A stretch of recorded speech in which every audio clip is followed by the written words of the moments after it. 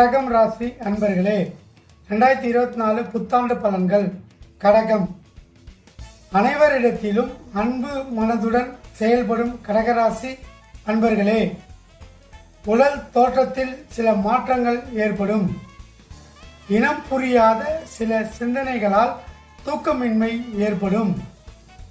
குடும்பத்தினருடன் புதுவிதமான இடங்களுக்கு சென்று வருவீர்கள்.